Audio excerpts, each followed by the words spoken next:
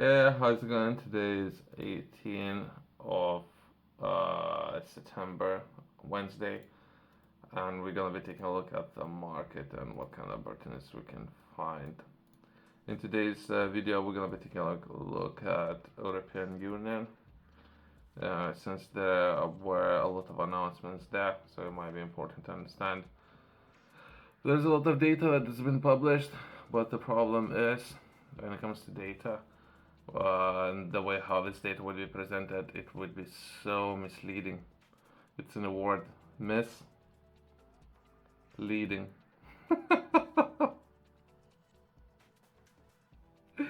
All this data. So let's begin by perhaps taking a look at European Union's budget and European Union budget, and as an organization and or company, how this company would be organized and would be run, right?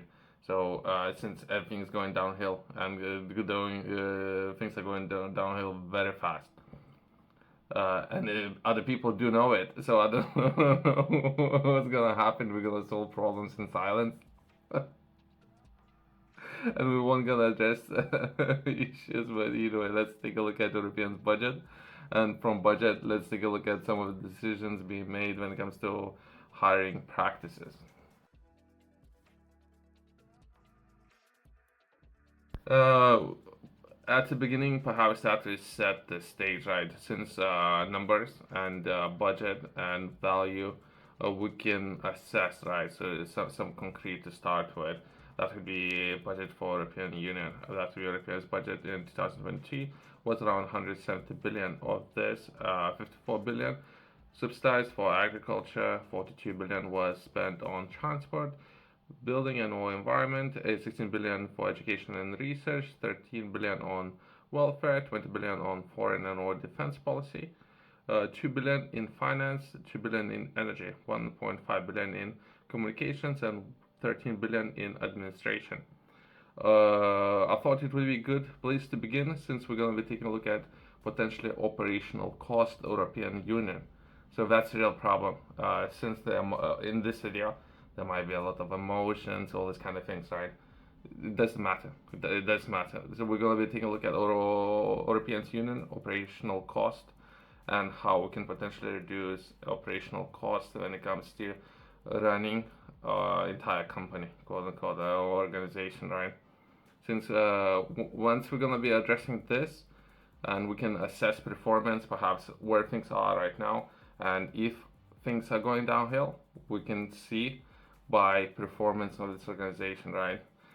Any organization, if any organization would begin hiring people based on not skills, expertise, knowledge, if they're gonna start any organization start hire people based on hair color, skin color, gender, which we're gonna be taking a look at in today's video. People have been hired based on gender, not based on knowledge. Entire thing is gonna go downhill very fast. I was trying to find and doing a little bit of research and trying to understand the European Parliament budget for 2023 was approximately 2.2 billion. This budget covers the operational cost of the Parliament, including salaries of members of European Parliament or MEPs, administration expenses, and all communication efforts.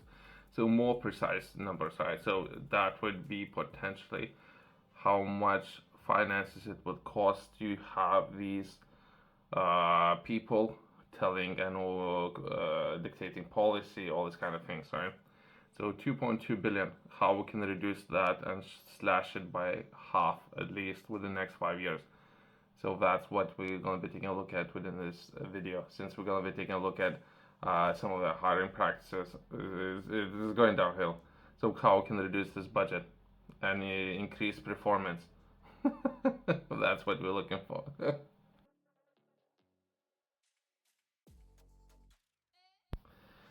Briefly, right, there would be a lot of projects up there. Hopefully, some of those projects would be launched within Europe very soon when it comes to overseeing some of those operations and decentralized management of everything what's happening in places like European Parliament, right? So what we're looking to do, reduce cost and reduce number of people in Parliament. Operational cost, number of people, and perhaps some of the software solutions, right? There are a lot of encryption projects and including blockchain projects. Some of those in the early stages, and when it comes to security, perhaps an importance, but a lot of those projects can operate autonomously and potentially can be transparent, right?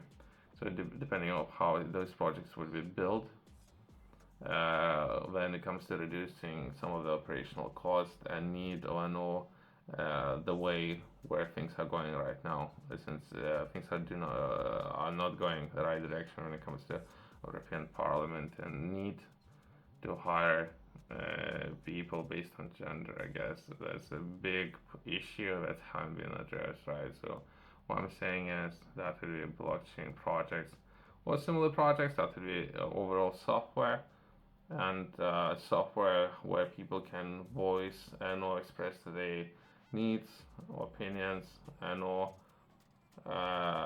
the way how things should be run, right? So that would be representation or perhaps involvement, or we could potentially increase number of people involved in the management of parliament, right? But there's a lot of issues, right? Since even right now, a lot of people trying to gain the system, right? They're trying to gain the system all kind of different ways. Usually going by emotions and misrepresenting things, all these kind of things, right? I was trying to find some data to support some of the statements, right, being made. Uh, but even data can be presented properly. So since it's something that's happening even in UK, right? So UK's government would hire a couple of women or so, and those women would need to collect all the data and present this data, right? And even there, 2023 video that I made, it was okay. It wasn't good. It was very bad actually. But I was trying to find similar research work that was completed this year. So things are going even worse since the data and information, the way how information will be presented. And this is a record, by the way. So all information has been recorded. I can share some stats for people who are interested, but the way how this information will be presented and how things would be compared. So since places, for example, places where it would need to be compared, what would be entire numbers of women and men and all entire market economically inactive people, those parts would miss important points. Some parts would miss things like women working, even in the Europe, right? So it would be 50% of women working part time. So how, when you're taking 50% of women working part time and you compare it to how much each by gender, how much people are making, so what kind of data we're looking at. And so the problem is if some of those work's been issued to complete by women, and it just happens to be that they have their own interest in presenting that information in a particular way, which is a misrepresentation of what's really happening. And now we're looking at European Parliament and things going downhill. Some of the statistics I can read those, but I was trying to find the entire work that has been published. That would be last year, as I mentioned, was way better. This year is 33 pages, and the way how data is being presented is terrible. But either way, full and or part-time work out of the UK, there was 10 point, let's say 10 million women working full-time in October and December 2003, while 6 million were working part-time. So we just focus on this stat since that would give a better understanding of how many women are working part-time, right? Then we can progress and let's take a look at Europe. That the difference was 30% points, which 47% of women employed as a part-time workers and 19% of men, right? So we take a look at Europe, where potentially half, right? No, 47%. But again, so that would be, it's very hard to find accurate data, by the way. But either way, as well as there were some articles, some of those articles, I don't know. Women are 3 times more likely to work part time and nearly 4 times more likely to work term time only than men. But again, these stats not necessarily presented accurately, since we need to compare entire numbers and then compare how and what, all these kind of things. So I don't know who is doing any of those articles, and if that would be sensationalism, and if that's what people are interested in, and the way how this information presented. But either way, from there, let's take a look at a couple other articles. If anything, what do we have? What have we learned at this point? There are some women who are working very hard, but more than likely, and this kind of data has been completed by a couple of women, that if they can, they prefer doing something else. What's that been said? Let's take a look at the European Parliament and what's happening.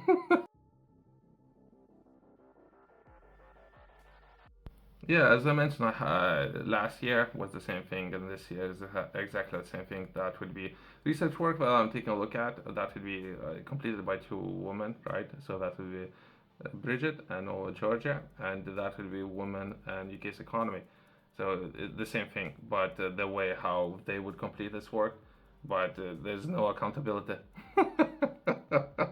And I think the same is happening with Europe, where women complete research work on women, and the way how, which is great. But if there is a template, can someone give these people a template in Europe and UK, and that would they would need to fill in stats within that template and the way how information would be presented, and then those people would be held accountable for what they have been paid for to do. Easy. Just for the sake of argument, right? Let's see what would be published by World Economic Forum, right? But all this data would be presented in such a misleading way, by the way. And I don't know who's supporting this organization, World Economic Forum, and what about financing this organization? It's such a critical areas, and let's take a look at some of this information, right? So I'll read just a bit of it, and we're gonna progress, since it might be a waste of time. That will be the rise in female employment is also inextricably linked to education. So World Economic Forum believes that women's education level is an issue here. Okay, as of 2019, almost half of employed female. So they only take a look at already employed women. Another issue there, the way how information has been presented. That would be age 25 to 20 or 64. Again, we're taking a look at 25 to 64. Again, another issue there, age group. Why they wouldn't necessarily look at 18 and or perhaps even 16. Perhaps some people are looking at to complete their apprenticeships, all those kind of things since 16. So again, this is how information has been presented. A bachelor's degree or higher, representing quadrupling of women with degrees since exactly. So this is a little bit more accurate, but again, they're not disclosing of how much of a sample piece they had. But either way, let's progress. It's such a waste of time the way how some of this article has been published. Let's progress and let's take a look at Europe. And that will be an article recently that was published recently. It was yesterday. That will be EU Chief unveils her new team with women in top roles in right-leaning commission. It's not right-leaning. It's the way how these women were to be elected on the and why would that matter, right? So best professionals. So if this EU chief is selecting people based on skills, knowledge, expertise, if that's how she's making her decisions, that's what's matters. It will cost a lot to the economy. That's it. And as well as some of the statements, same article that we. She said that originally nations only proposed 22% of female candidates before she started to pursue more. So again, the gender based, right? So I worked with the member states and we're able to improve the balance of 40 to 60 of men, right? So that's out of 100, right? So, which is great. So we're taking a look at skills, knowledge, and expertise, or we're looking at gender, or what's gonna be next. Are we gonna pick people next, right? Such a waste of time. That's it. And there's some more information, right?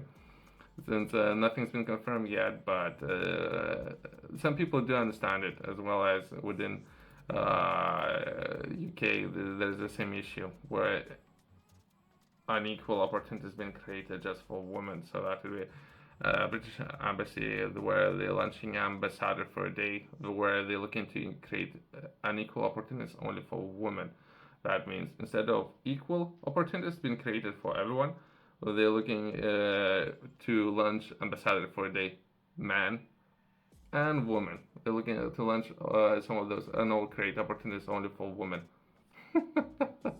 I don't know. So it's a problem. This kind of decision making most likely going to cost a lot for our economy, in particular for working people who are actually contributing to economy. Since from some of the work that perhaps very ignorant work that we have been reading and we're taking a look at, who are more contributing to economy? That's it. Who are more? So who should be represented more? I don't know. Perhaps these people have some plans where it won't cost more to economy by having people who do not contributing in economy represented more. Thanks for watching. See you next one.